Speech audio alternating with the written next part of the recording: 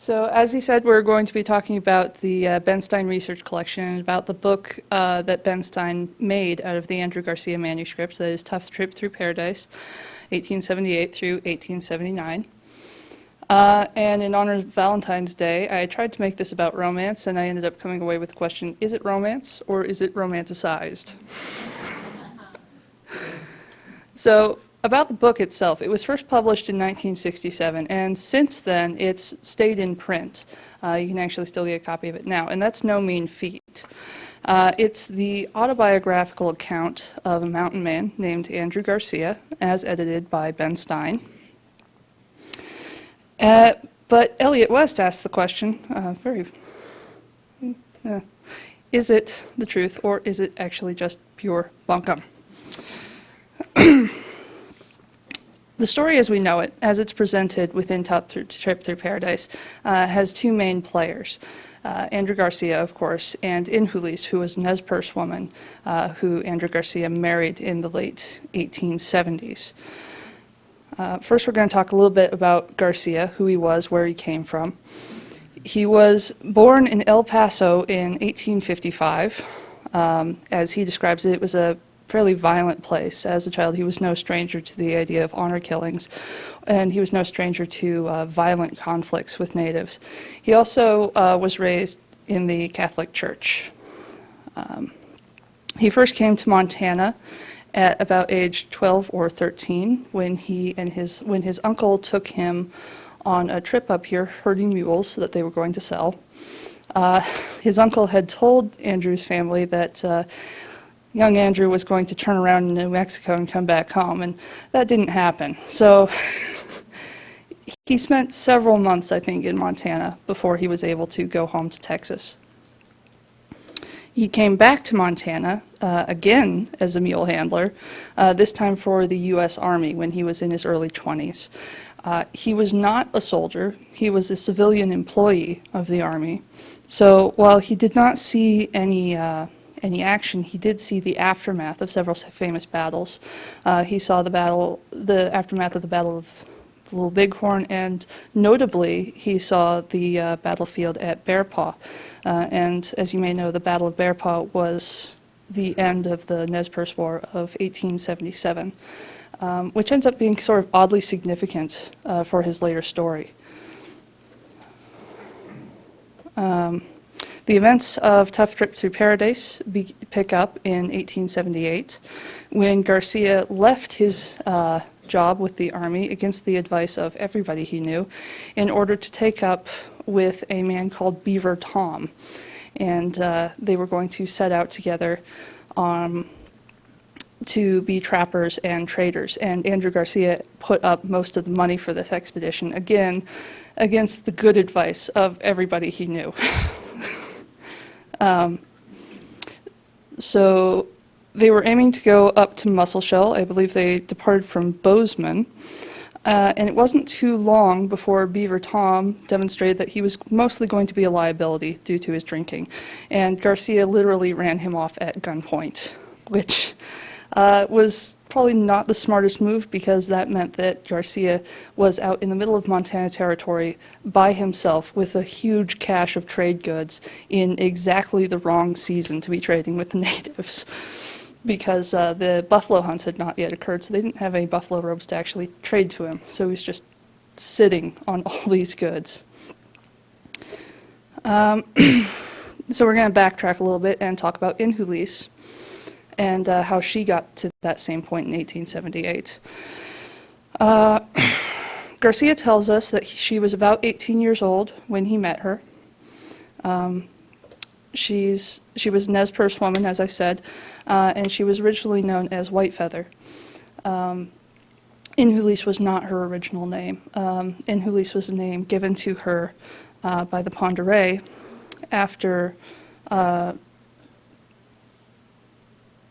because after the Battle of the Big Hole, where she was present and where she was badly injured, she became separated from her own people and ended up wintering with a group of Pend d'Oreille, and they called her In-who-lise, which means broken tooth. And she was still living with them when she met Garcia, who had also come to live among them shortly after the events I relayed to you. The two of them were married later that year, and together they went back to Big Hole for the purpose of going back and burying her father, who had been killed there. And their ultimate goal was to travel together to reunite with her people. Unfortunately, their marriage was quite brief and ended abruptly when In-who-lise was killed during a Blackfoot raid. After her death, Andrew Garcia returned to living among the Pend d'Oreille. He spent about a decade living out in Montana Territory in that fashion. During that time, he married two Pend d'Oreille women, both of whom died within that decade. He moved to a homestead with his third wife, the second Pend d'Oreille woman, Malatele, but as I said, she also died within, I believe it was 6 years of marrying him. And he was single for about a decade, and then he married a white woman named Barbara Vole, and they lived together until her death in the 1930s, thankfully at a much older age. And together they had 4 sons, whom they raised together on their ranch in Rivulet. In his old age, Garcia also joined the Society of Montana Pioneers, and he enjoyed life as sort of a minor celebrity almost, and as a amateur historian. He met the historian L.V. McWhorter purely by chance. McWhorter was working at that time on his own history of the Indian Wars. I think it was specifically the Nez Perce. And Garcia revealed that his wife In-who-lise had told him her first-hand account of the Battle of Big Hole, and he wanted to relate that to McWhorter. And McWhorter encouraged him in writing, and once he started, Andrew Garcia never stopped. He wanted to share everything about his life, and particularly about In-who-lise. Okay. So he never saw his work finished, much less published. Andrew Garcia died in 1943. The manuscript was still unfinished, sort of a jumbled mess. He left it packed in dynamite boxes, famously, if you've read the introduction to Tough Trip Through Paradise. He didn't want it to burn. So, oh, I've clicked this too soon. Shoot. How do I go back? I was going to say, some of you who are familiar with the story might have noticed something about these two photos, the photo on the left particularly. If you read the caption, it does not say this is In-who-lise, this is purported to be In-who-lise. And that's because we're pretty sure this is not a picture of her. All the evidence points to no. This photograph was supplied by Andrew Garcia. He first showed it to McWhorter, and then he started showing it around to various friends and historians and fellow pioneers in the 1930s. And shortly afterwards, he suddenly popped up, oh, we have pictures of his second 2 wives, too. And you look at this, it's astronomically unlikely that he would have had a photo of In-who-lise to begin with. And that's not even counting into the fact that her dress is wrong for the period and the area. And you might have noticed the lack of facial scarring when she had a pretty severe injury to her face. Well, and plus the other 2 have been positively identified as Carl Moon photographs. That might play into our doubt. So that sort of raises a few questions about Andrew Garcia's story. In 1967, readers, or at least reviewers, pretty much took the story at face value. And since then, there have been less generous interpretations. And that's one of the things we're going to explore tonight. Anyway, as I was saying, when I clicked over to this slide too soon, Garcia never saw his manuscript finished. But Ben Stein came along in 1948. That will be 5 years after Garcia's death. And in his words, found the manuscript packed into dynamite boxes. On the right. Yes. Now, I've got a little bit of an issue with his use of the word found, as Ben Stein was told about the manuscript by a man named Sid Ward, who also introduced him to the Garcia family. The manuscript was at that time still in the possession of Andrew Garcia's 4 sons, so it was technically never lost. It just wasn't until It just wasn't until 1960 that Stein was able to come to an agreement with the Garcia family to purchase the manuscript and use it to create his book. The Garcias showed sort of ambivalence about what they wanted done with this manuscript. Some of them just wanted it out of the family any which way, some of them wanted it buried it forever, and some of them actually wanted to read it and look at it. And that may have been partly because his 4th wife, Barbara, simply did not want to hear about his first wife. Thank you very much. So, one of the, Diane Smith, who wrote an article on Garcia and his wives for the Montana Magazine of Western History in 2008, points out that a lot of this mystery, this is it true, is it not true, stems from the fact that after 1967, Ben Stein did not allow anyone else access to the manuscript. So there was this sort of question lurking in the back of at least a few people's minds, is this a real manuscript? And even if it is real, how much did he alter it if he's not showing it to us? And I don't know his reasons. It could have just been it was too difficult. It sounds, from his correspondence that I've read, it sounds like the project of editing Tough Trip Through Paradise was much more difficult than he expected it to be, much more arduous. So that might have had something to do with it. Did he own the manuscript? Yes, actually, thank you for reminding me. With Hugo Lucia, they founded the Rock Foundation for the purpose of purchasing it, and so it was technically not owned directly by Ben Stein. It was owned by this nonprofit Rock Foundation.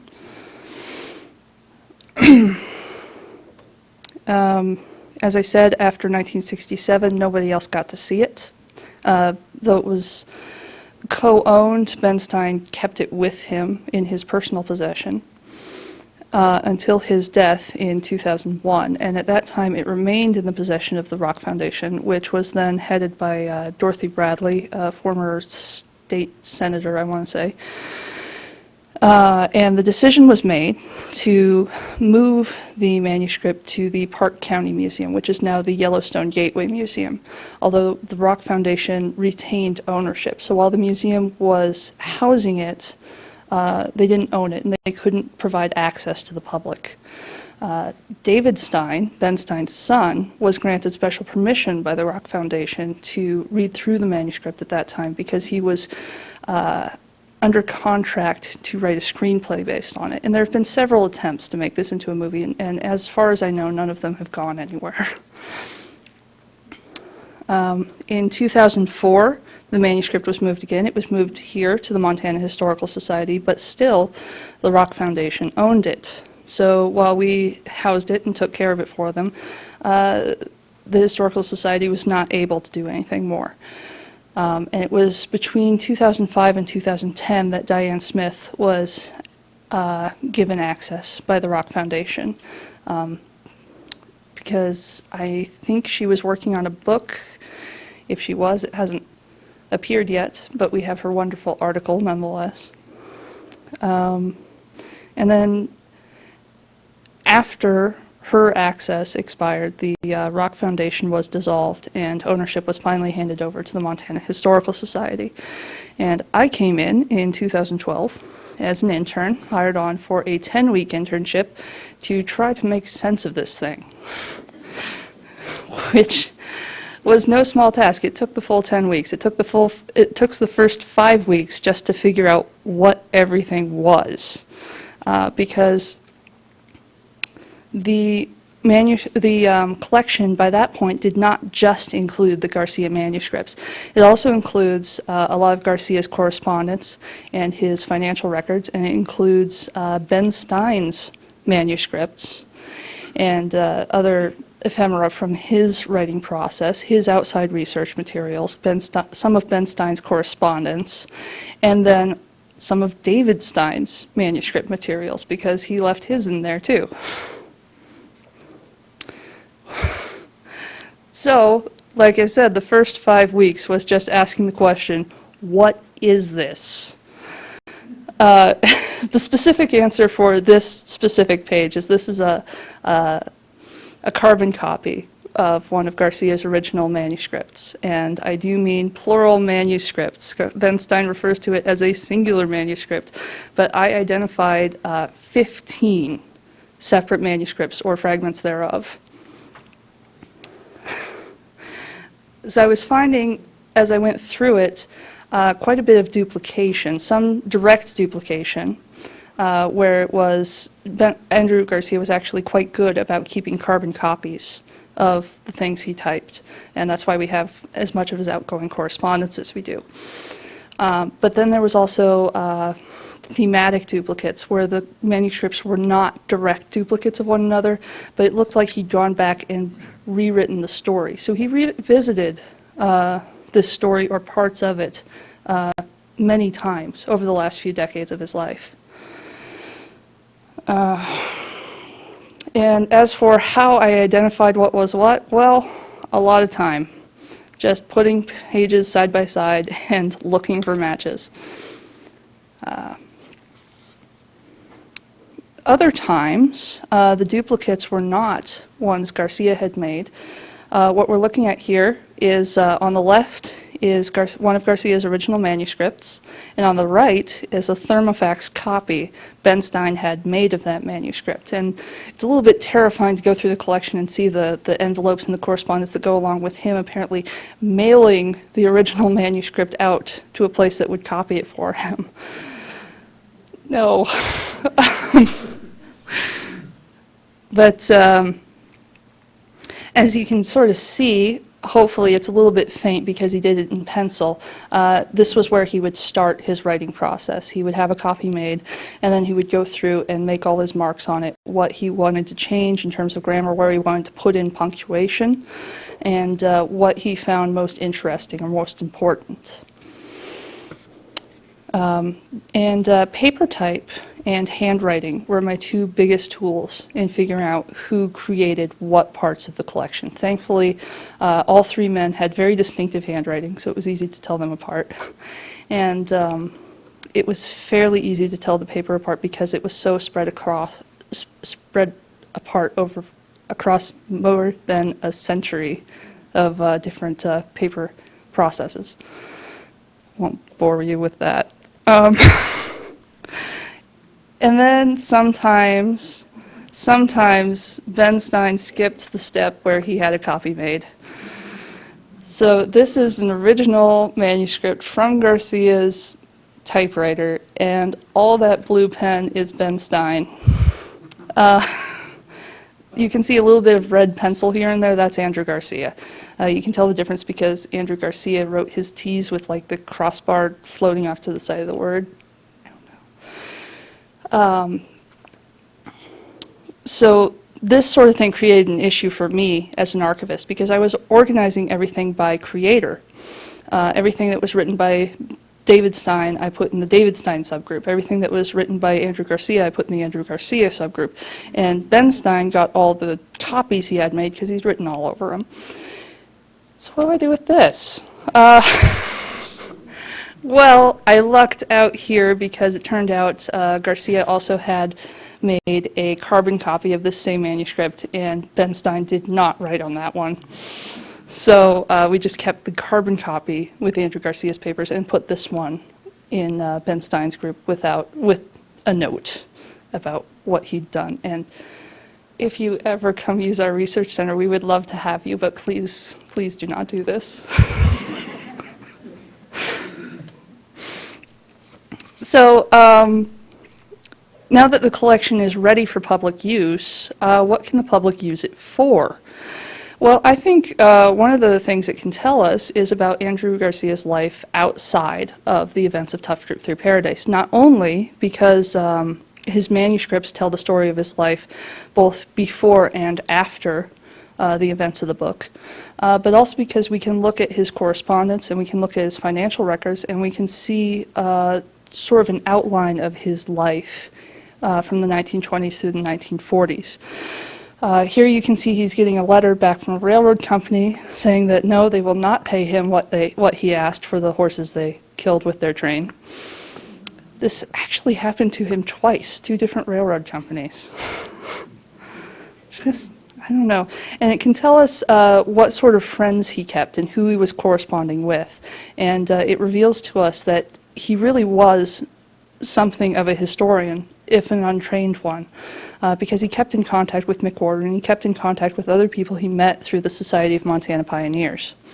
And he was always squabbling over dates and details. The other thing it can tell us is it can tell us about Andrew Garcia's writing process. Now, quite a bit of the manuscript is that nice typewritten material you saw earlier in that carbon copy. And then there are just folders and folders and folders of this. Garcia would write on just about any piece of paper that came to hand. We have folder upon folder of 1930s junk mail that we've kept because the entire back of the page is covered in handwritten manuscript materials. And this is an area where we really need a researcher to come in and look at this because much of this is unidentified. It was sort of jumbled up in the mix, and since these pages aren't numbered, they aren't neat, they aren't easy to read like the typewritten materials, they've sort of just remained unknown.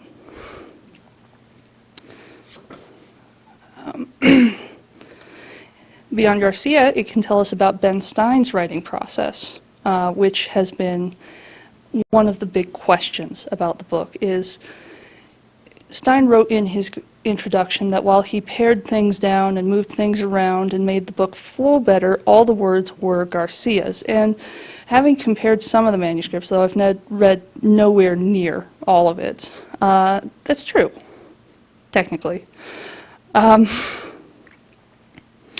We can see which manuscripts Ben Stein actually had copied, because he did not have all of them copied, or if he did not write on those copies. So we can see which he was pulling from. We can see what research materials he gathered, what he wanted to have on hand. And we can see how he, oh, that's fainter than I'd hoped. We can see how he edited the things that he did carry over. On the left, again, we have an original page from the Garcia manuscript with a passage highlighted and the matching passage in one of Ben Stein's late drafts. And what it takes Garcia about a third of a page to say, Ben Stein says in 3 sentences. So this really surprised me when I was first going through and comparing, because I had read Tough Trip Through Paradise, and the impression I had gotten was that that Andrew Garcia had a very concise, choppy style, but in reality, he just rambled on and on for pages. He was very descriptive, very flowery, and while he may not have had the best grasp of grammar and punctuation, he did have a great vocabulary. Like at the bottom of this page, he talks about, let's see, what is it? A paroxysm of wild fury and shame. That's pretty great. That's, So even if Ben Stein didn't intend to change the content of the book, he changed the tone simply in paring it down. If he had left it more or less in the form he found it, Tough Trip Through Paradise would be probably the size of Les Mis.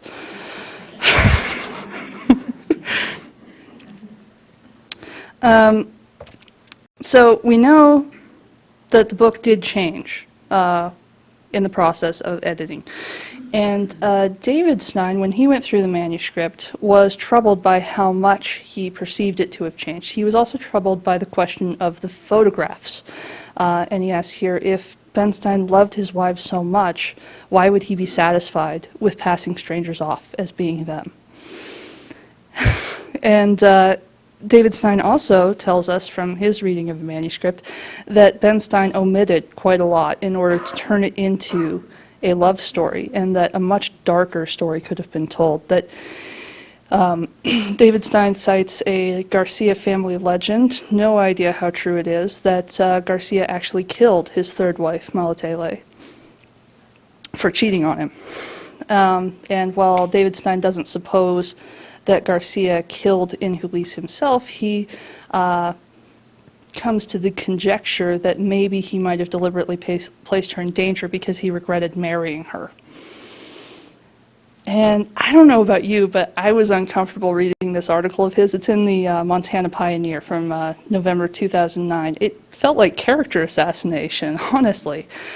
But I think if the evidence is there, we have to consider the possibility. But is the evidence there? And this is why we need somebody to come through and research the collection in greater depth and try to give us answers to these questions. At the same time, Diane Smith has a much different interpretation. And remember, she also had access to the collection and did not come to the same conclusions as David Stein. Although her article in the 2008 Montana magazine was based fairly heavily on the McWhorter papers. His papers are at Washington State University, and he kept much of his correspondence with Andrew Garcia. Probably more correspondence than we have here, actually, because while Garcia held on to things, he wasn't, I don't think he was like too set on making sure he kept everything. Anyway, Smith tells us that Garcia's declared intention in his correspondence with McWhorter was to memorialize In-who-lise specifically. But he also wanted to change public perception. He wanted to change public perception of Native Americans, particularly the Nez Perce, and specifically In-who-lise, and specifically Native women, as you can see in this quote. As for the photos, she figures that he chose photographs that looked like how he wanted his wives to be remembered, and that was both in terms of honoring their memories and in terms of his own image as well. As I said, he enjoyed minor celebrity in his old age, and that was after a lifetime of being more or less an outcast from white society. So that was a big change for him, and it was very important to him that he put forward a particular image of his life.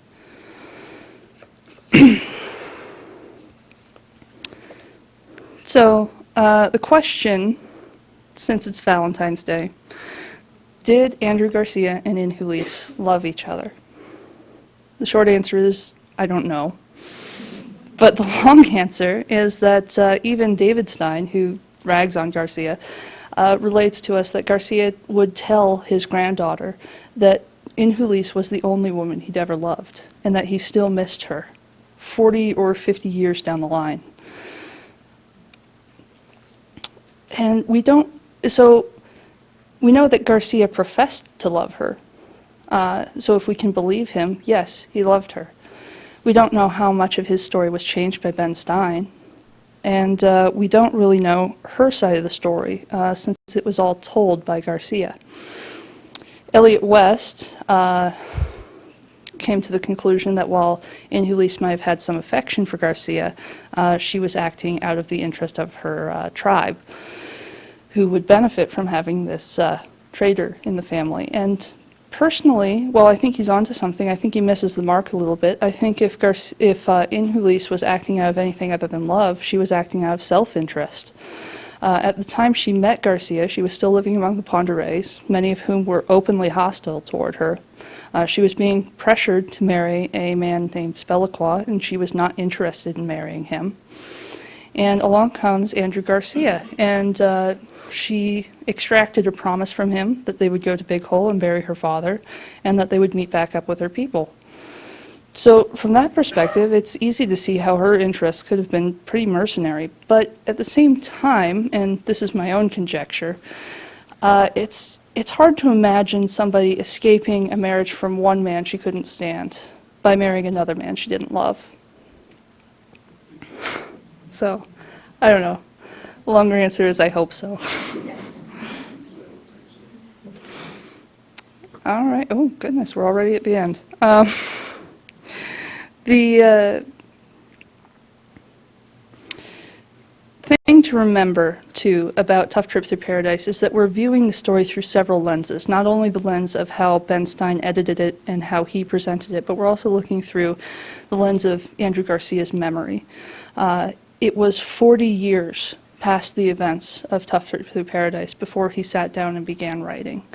So even if he intended to put everything down as truthfully as possible, it's simply the nature of human memory that we change things.